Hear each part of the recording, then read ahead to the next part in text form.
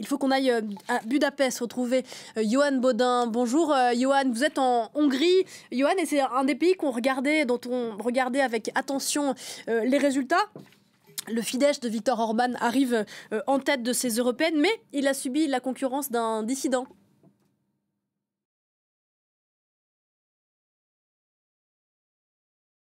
Droite, le Fidesz, le parti de Viktor Orban, totalise 44% des voix. Il s'agit de son score le plus bas aux élections européennes. En comparaison, en 2019, il avait fait 52%. Faut-il y voir une lassitude des Hongrois face à la stratégie de la peur à outrance qui a été le thème de campagne ici ces dernières semaines, ou bien une lassitude face à la machine de propagande qui a été lancée à plein régime durant cette campagne. Il s'agit d'un recul toutefois à nuancer. Le parti au pouvoir, le Fidesz de Viktor Orban, reste le premier parti du pays. Le Fidesz va envoyer 11 eurodéputés sur les 21 membres de la délégation hongroise.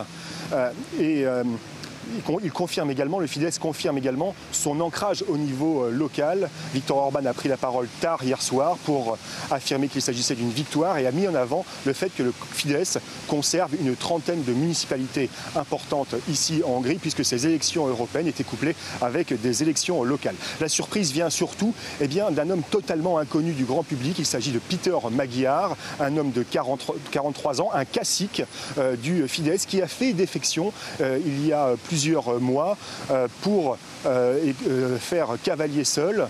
Il a totalisé près de 30% des voix. Alors, il a été pendant longtemps un diplomate défendant la position officielle de la Hongrie dans les institutions européennes. Ces positions sont relativement proches du Fidesz sur les questions de société ou même de politique internationale, notamment le refus de livrer des armes à l'Ukraine. Mais ce qui a fait mouche ici auprès des électeurs, c'est son thème principal de campagne qui est la lutte contre la corruption. Vous le savez, la Hongrie est classée dernier au niveau européen concernant les questions de corruption. Et également, ce qui aurait pu mobiliser l'électorat, c'est la relation nouvelle qu'il souhaite instituer avec ses partenaires européens. Il souhaite une relation critique mais constructive, rejoindre le parquet anticorruption européen, en finir avec la querelle sur l'état de droit, notamment surtout pour pouvoir obtenir le dégel des fameux fonds de cohésion, ces 20 milliards d'euros qui sont bloqués par Bruxelles, indispensables au pays.